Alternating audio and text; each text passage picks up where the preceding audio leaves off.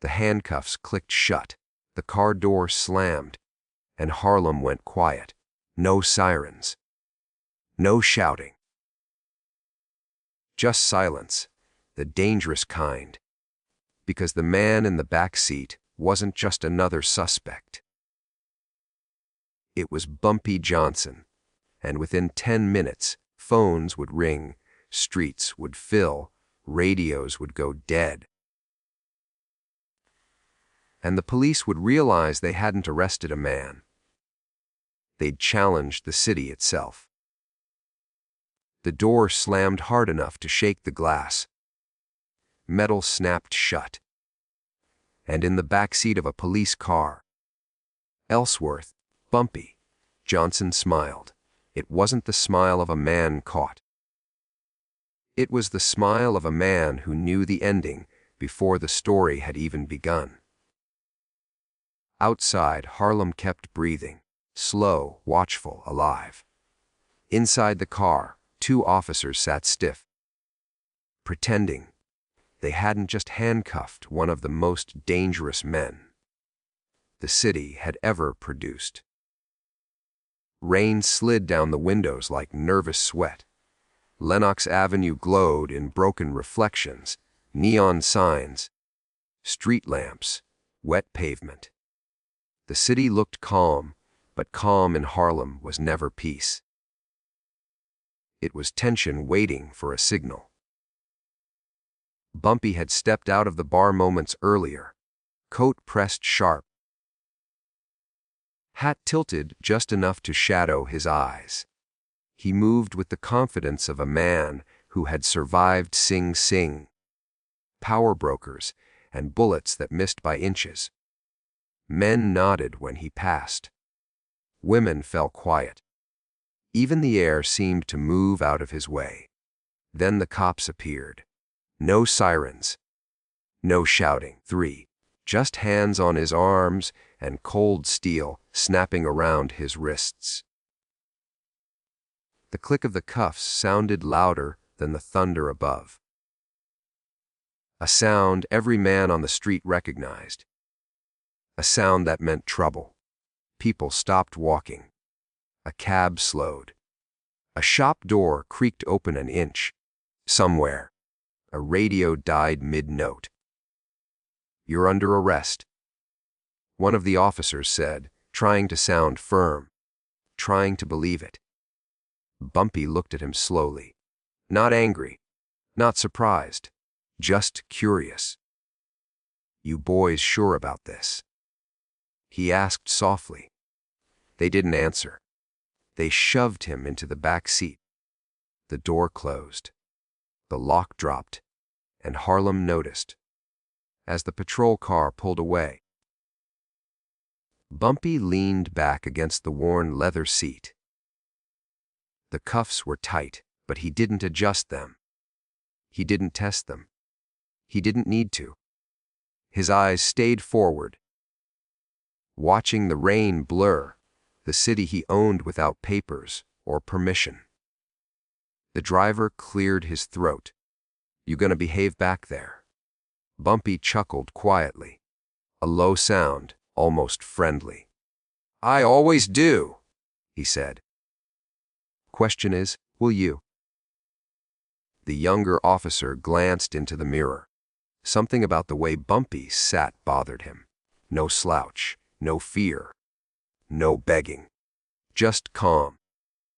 Like a man riding through familiar territory. The engine hummed. Tires hissed on wet pavement. Streetlights passed in steady rhythm. 1 minute. Somewhere behind them, a man stepped into a phone booth and shut the door hard. His fingers moved fast. Another man leaned close to a bartender and whispered 2 words. The bartender's face drained of color. 2 minutes. The radio in the patrol car crackled once, then went quiet again. The driver frowned and tapped it with his knuckles. Bumpy shifted slightly, chains whispering. "Radio trouble?" he asked casually. Shut up. The driver snapped. Bumpy smiled wider this time. You should hope it stays quiet. 3 minutes. The car rolled past a corner where men stood too still, eyes tracking the vehicle. One of them lifted his chin. Not a threat, not a warning, a signal. The younger officer swallowed. You feel that? He muttered. Feel what? The driver said, though his hands tightened on the wheel. 4 minutes. The city felt closer now, like it was leaning in, watching, waiting. Bumpy's voice floated forward, calm as ever. You know the funny thing about handcuffs, he said. They make men think they're in control. Neither cop answered. 5 minutes. The patrol car slowed at a red light. The engine idled. Rain softened to a drizzle. For a moment, everything was still. Too still.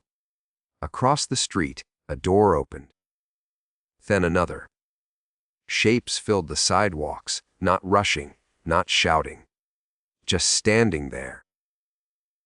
Watching the police car like it was something fragile. The light stayed red. Bumpy looked out the window, then back at the two officers. That's the city, he said quietly. Waking up. The light turned green. The car didn't move. And somewhere deep in Harlem, something old and powerful began to stir. The patrol car finally rolled forward, slow and cautious, like it wasn't sure the street would let it pass. Tires whispered over wet asphalt. The red light faded behind them, but the feeling didn't. It followed. It always did. Bumpy sat steady in the back, hands cuffed, shoulders relaxed. He didn't watch the cops anymore. He watched Harlem slide by, storefronts, stoops, alleys. Each block carried memory. Each corner had weight. He'd bled on some of them, owned others, buried men near a few. Minute 1 slipped into minute 2. A payphone rang hard on 137th Street. A man ducked inside, fed the machine coins with shaking fingers, and spoke fast. 2 blocks away, another phone lifted before it finished ringing. The message didn't need details. Just a name. Just confirmation. Bumpy Johnson. The city understood the rest. Inside a bar, a piano player stopped mid-note. The bartender leaned down, whispered to a man at the end of the counter. That man nodded once and was gone. Outside, a runner broke into a sprint, shoes slapping pavement, coat flapping open like a warning flag. The patrol car's radio crackled. Unit 12, a voice said. Confirm your status. The driver picked it up, irritation edging his tone, transporting the suspect. Name the suspect. A pause. Too long. Ellsworth Johnson. Static swallowed the line. The younger officer shifted in his seat. That's weird. The driver frowned and tried again. Dispatch. Nothing. Bumpy smiled faintly. 3. Like he'd just heard an old friend clear his throat in the next room. Minute 3. The car passed another corner. Men stood there who hadn't been there before. No uniforms. No weapons showing. Just eyes. Calm. Measuring. The younger officer checked the mirror again. Bumpy met his gaze without blinking. You keep looking at me like that, Bumpy said softly. You're gonna miss what's outside. Shut your mouth. The driver snapped, though his voice lacked conviction now. Minute 4. The city grew quieter, but not empty. Cars slowed. Pedestrians stopped pretending they had somewhere else to be. Windows opened a little wider. Curtains shifted. This wasn't panic. This was alignment. The patrol car turned onto Lenox again. The street felt narrower, like the buildings had leaned in. The engine sounded louder than it should have. Every vibration traveled through the floorboards and up the officer's legs. The younger cop wiped his palms on his trousers. "I don't like this." The driver forced a laugh. "You're jumpy. That's all." Bumpy leaned forward just enough for his voice to carry. "Fear ain't jumping," he said. "It's listening." Minute 5. They slowed at another light. Yellow turned red. The car stopped. Behind them, an engine idled too close. In front, another car eased in, blocking the crosswalk. Doors didn't open. Windows stayed dark. The younger officer's breath shortened.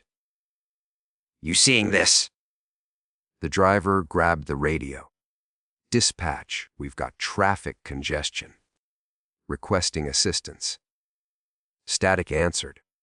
Then a different voice slid through. Older. Careful, like every word had been weighed. "Unit 12, remain where you are." The driver stiffened. "Repeat that." "Remain where you are." Silence followed. The younger officer turned slowly, eyes wide now. Why would they say that? Bumpy exhaled through his nose. Almost a laugh. "Because," he said, "moving would make it worse." Minute 6. A man stepped out from the sidewalk and approached the driver's window. Well dressed. Hat straight. Hands visible. He knocked once. Polite, the driver cracked the window an inch. "Step back." The man smiled, unfazed. "Evening, officer. There's been a misunderstanding." Behind him, the street was full. Not crowded. Organized. Men spaced just right. No shouting. No threats. Just presence. The driver's voice shook. "You need to leave." The man nodded.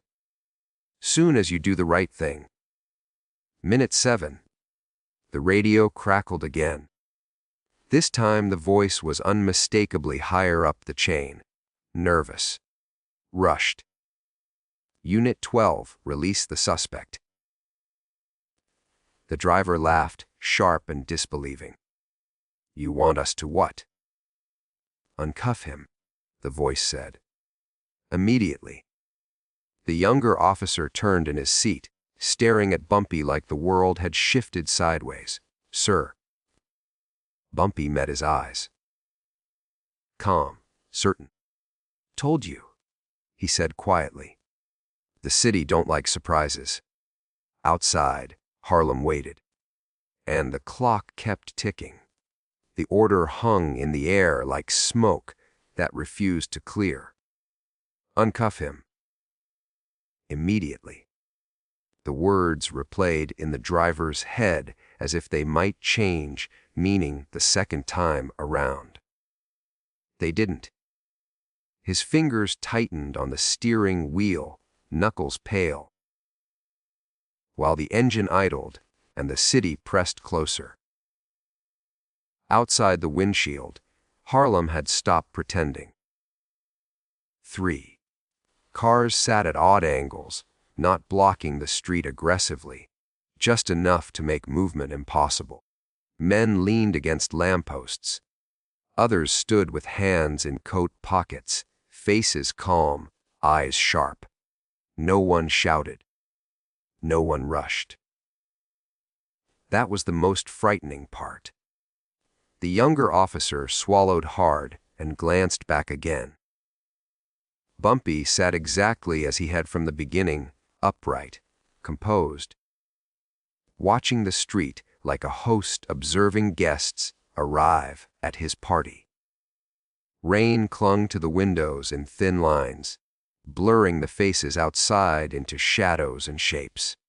"Sir," the younger cop said, voice low. Unsure who he was asking anymore. "Dispatch told us to."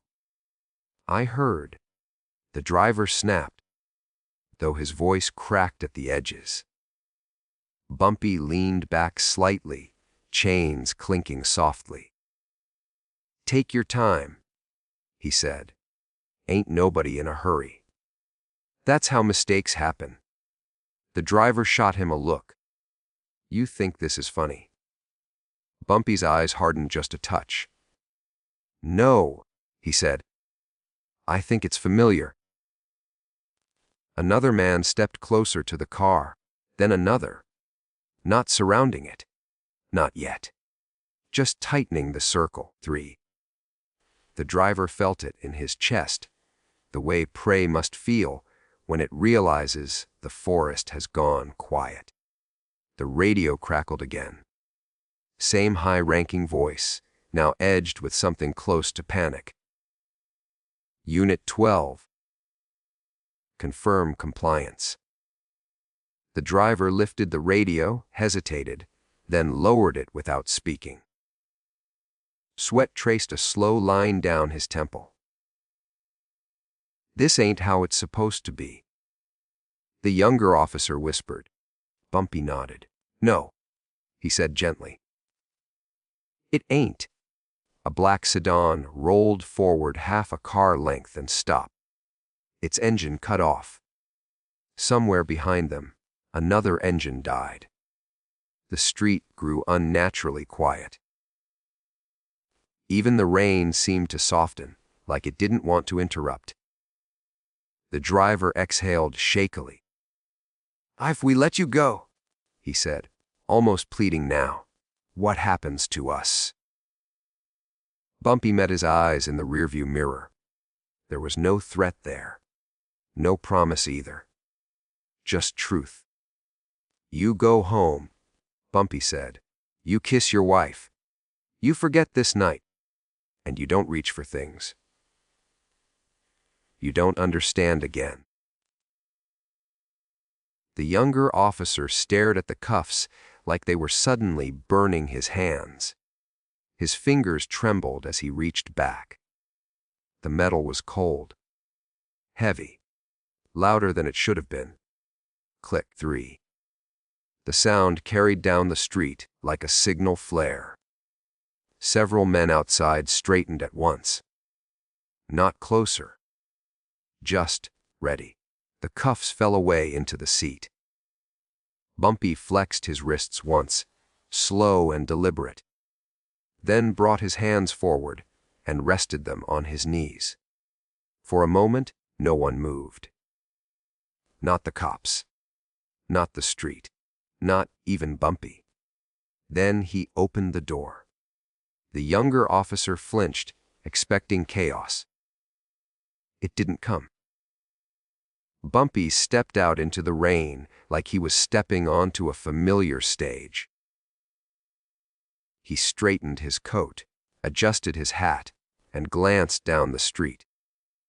Faces watched him with something between respect and relief. A few nodded. One man tipped his hat back. The circle loosened without a word. Bumpy turned back to the patrol car and leaned down, his voice low enough that only the two officers could hear. "You did the smart thing," he said. "Smart keeps you breathing." The driver nodded, unable to speak. Bumpy stepped away. The door closed gently behind him. Almost immediately, engines started. One by one. Slow, controlled. The black sedans pulled back. The men melted into doorways and alleys, dissolving into the city like they'd never been there at all. The radio crackled again. "Unit 12, report." The driver swallowed and lifted it. "Suspect released." A long pause. Then, quietly, returned to precinct. As the patrol car rolled forward, the younger officer stared out the window, heart still racing. Who is he? He asked. The driver didn't answer right away. Behind them, Bumpy Johnson disappeared into Harlem, swallowed by the street that answered to him without question. Finally, the driver spoke. He's the reason, he said slowly. The city knows when to shut its mouth. And Harlem, once again, kept its silence. The street returned to motion the way a body does after holding its breath too long. Slowly, carefully, cars eased forward. Doors closed, footsteps resumed. Sound crept back into Harlem in thin layers. An engine here, a laugh there, a radio clicking on like nothing extraordinary had just happened. But everyone felt it. Bumpy Johnson walked down the sidewalk without looking back. Rain dotted his shoulders, darkened the brim of his hat. Each step was unhurried, controlled. Men fell in beside him for half a block, then drifted away. No questions, no congratulations. Power like his didn't need applause. Behind him, the patrol car rolled off, tires whispering like an apology. Inside, neither officer spoke. The city had taught them something tonight. A lesson no academy covered. Bumpy turned a corner and slipped into a narrow side street. A man emerged from a doorway and fell into step beside him. "You all right, Bump?" the man asked quietly. Bumpy nodded once. "I'm fine. They shouldn't have touched you," the man said, anger leaking through his calm. "They touch what they don't understand," Bumpy replied. "That's how men learn." Another man joined them. Then another. Faces serious now. Questions unspoken. Bumpy raised a hand and they stopped instantly. "It's done," he said. "No noise. No revenge. Tonight already said enough." They understood. That was the difference between order and chaos. Bumpy continued on alone, passing shuttered shops and glowing windows. Inside those windows, conversations whispered and stopped when he passed. His name wasn't spoken, but it was felt. The city carried it like a pulse. By morning, the ripples would reach places the street never saw. 3. At the precinct, a captain slammed his office door and lit a cigarette with shaking hands. Phones rang unanswered. Reports were rewritten. Names were crossed out. A transfer request appeared on a desk that hadn't asked for it. Higher up, men in suits argued in low voices behind thick walls. Not about guilt. Not about innocence. About balance. About keeping things quiet. About what happens when you grab a man whose roots go deeper than your authority. Let it go. Someone finally said. Tonight never happened. And just like that, it didn't. But Harlem remembered. Bumpy reached his building and paused at the entrance, looking out at the street one last time. Rain washed the sidewalks clean. But it couldn't wash away understanding. Tonight wasn't about him escaping cuffs. It was about reminder. Power didn't live in badges. It didn't ride in patrol cars. It lived in loyalty, in fear, in silence. Upstairs, Bumpy poured himself a drink and sat by the window. He watched the city settle back into rhythm. Somewhere, a man exhaled in relief. Somewhere else, another lay awake, staring at the ceiling, replaying 10 minutes that changed everything. By dawn, rumors would grow teeth. Cops would walk softer in certain neighborhoods. Deals would be honored more carefully. Lines would be respected again. Not because of violence, because of restraint. Bumpy sipped his drink and allowed himself a small smile. Not pride, not arrogance, just acknowledgement. Harlem had spoken without shouting. That was strength. He thought of the younger officer, the fear in his eyes, the hesitation in his hands. A decent kid, caught in something bigger than him. That kid would remember this night for the rest of his life, and that memory would keep him alive. Outside, the city breathed. Somewhere in the distance, sirens wailed, but not for him. Bumpy finished his drink and set the glass down. Tomorrow would bring business, negotiations, enemies, allies. Tomorrow always did. But tonight belonged to the city, and the city had chosen its order. Because when the law forgot its place, Harlem reminded it. And if this story kept you locked in, 3. If you felt the tension of those 10 minutes, where the city decided its own rules, then hit like, subscribe, and stay with us. And tell me in the comments, what if he pulled the trigger?